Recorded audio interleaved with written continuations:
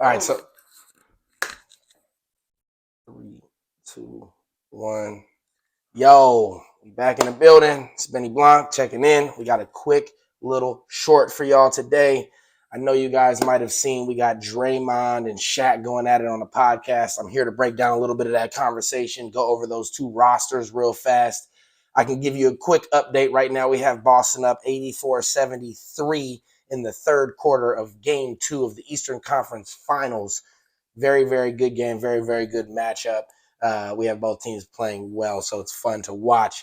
But without further ado, I got to jump right into what we got on the plate, which is obviously Shaq and Draymond going over prime Warriors versus prime Lakers during the time Draymond was there and during the time Shaquille O'Neal was there. And they got into it discussing who would actually win and how would anybody be able to guard Shaq. Now, I have both of these rosters here. I'm going to pull them up side by side as we have this discussion together. Say something, fam. By the way, as you always know, when you're here, if you're new here, go to that beautiful red button and give it a smooch for us. It's free and it helps support this content and this channel. So we love you when you do that. No pressure if not. But look at these rosters. So I'm going to give prime. I'm looking at 2000 and the 01 season. I'm looking at the 01-02 season. I'm looking at 03-04 respectively for the Lakers. And I'm going to look at the 2019 roster for the Warriors. We can go 1 year shorter, 1 year after if we wanted to. But to me, I will go ahead now between these 3 years of the Lakers and pick in a year that they won it and their best record-wise. So I'm going to go and select their best record was 58-24. So we're going to go ahead and go with the 01-02 Los Angeles Lakers and match them up with the 2019 Warriors. Now, obviously, you guys know it's Big A area, Big Mac Dre, all of the above. So you might think, oh, he's biased. But I'm really going to come at this in a roster breakdown kind of way, right? And by no means am I saying that this Lakers team isn't dope. All that I'm saying is no matter what era, the basketball court hasn't changed. The dimensions haven't changed between these two eras. So they're still going to be playing on the same court with the same rims and the same backboard at the same height regulation-wise, right? So when I start breaking some of this down, keep in mind that spacing is something that regardless of what era, you still got to guard, right? So spacing is still going to come into play no matter if we played in the past, if we played in the present, or we played in the future, right? So that's something that you can't control no matter what era you're in. So yes, there's Kobe Bryant, and yes, there's Shaquille O'Neal, if you're wondering. Are those two guys going to put in work against us? The quick answer is yes. Yes, they will. Now, these are teams that when you look at the eras, they affected what their end scores were, how much they averaged, right? But let's say we give up Shaq's 30 and we give up a 25 ball to Kobe, right? Because you have to realize this is still somewhat young Kobe. This is primed out Shaq, right? That's 55 points. Now, when we get into their third best player, okay, and I hear Shaq talking all about who gonna guard me? Who gonna guard me though, Dre? And I know I made you sound a little older than you need to be there, but I'm just trying to get my voice down there, you know what I mean? But who cares who guards you? Because who you gonna guard? Right? And like Dre said, there are schemes to slow you down. If our expectation is to give you 30, then you're already having a pretty good game. It's not like you've had NBA years where you've averaged way above 30. You know? So that's a good game for you. You know what I'm saying?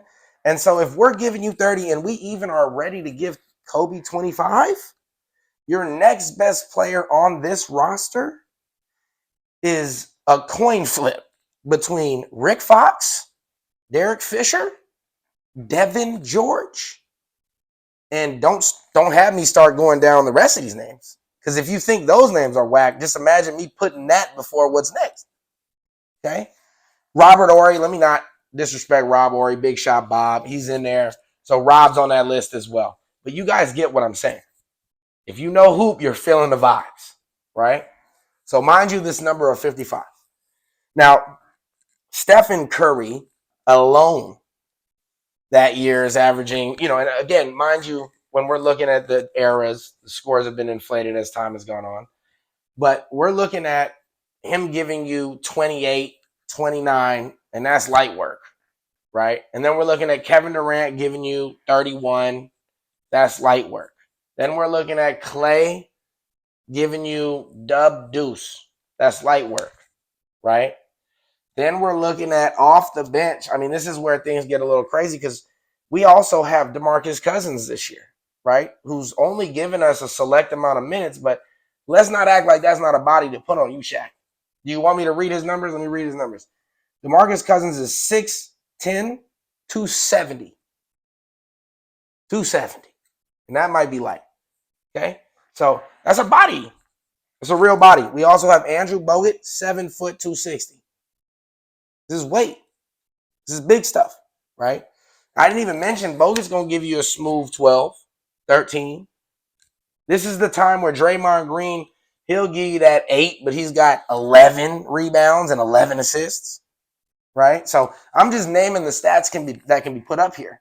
Derek Fisher, he's going to give you a smooth 12, 3, and 5, right? You got Rick Fox giving you a, I don't know, line, like maybe a 14, maybe an 8, but like he's really not going to give you a whole lot of extra sauce in that pot.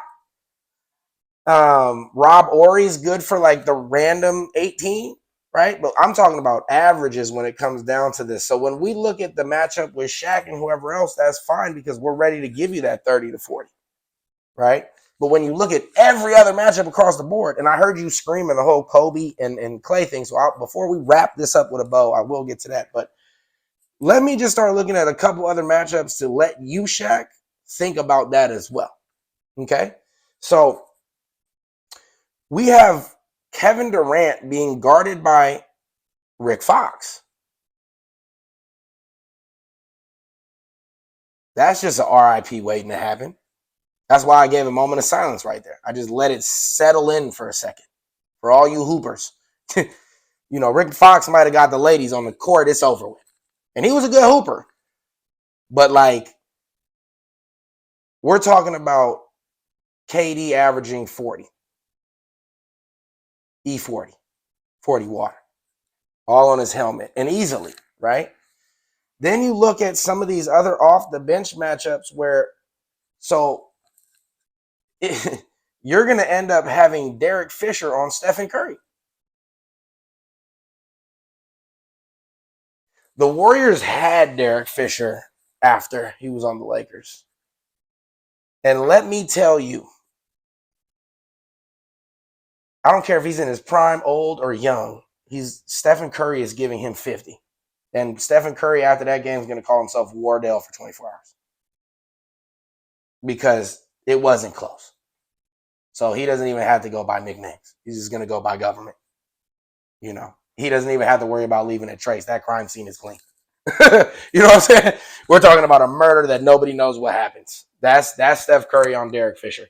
That's why he can use his government. He's not even worried about getting caught up, right? Then we're going to start looking at, if we say Shaq is going to screw us over at the central point, then that's fine. He can take those guys out. But again, DeMarcus Cousins is going to give you a little something there. But let's look at Draymond Green being able to front side you as well, because there's nobody. Who does Dre have to guard? Why wouldn't we double you in that way? And Dre can float between you and Kobe to give support on those two guys that you say you're going to torch. And Dre, you can't deny, is a guy that is one of the best defensive players in the world and would be in any era. He's not weak. He's not one of these guys where you look at him and go, oh, man, he needs to go hit the weight room, right? So the last thing that I want to do for you, Shaquille O'Neal and Lakers fans, is let's just match up this bench. So we have Devin George, Andre Iguodala. I don't even know if Andre Iguodala knows who Devin George is. That's how serious that comparison is, right?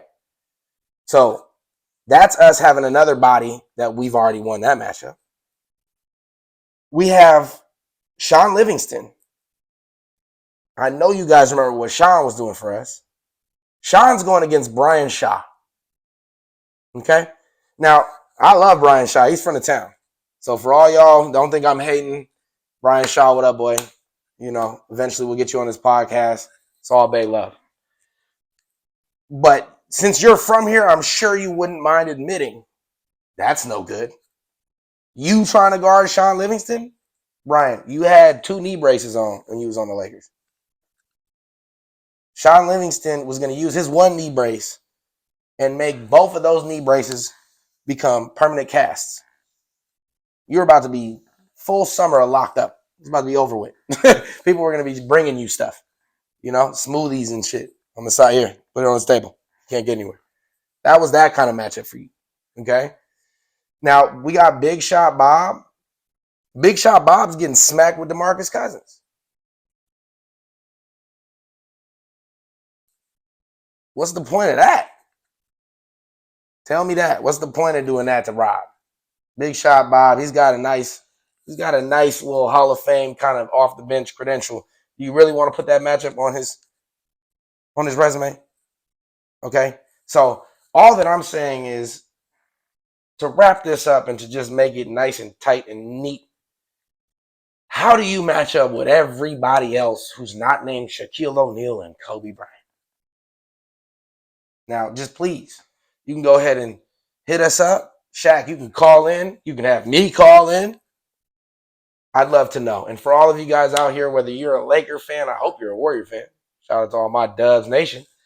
Regardless, though, please come into the comment section. Let me know what you think. What do you think of this matchup between prime Lakers with Shaq and the Dynasty Warriors? How's that going to go?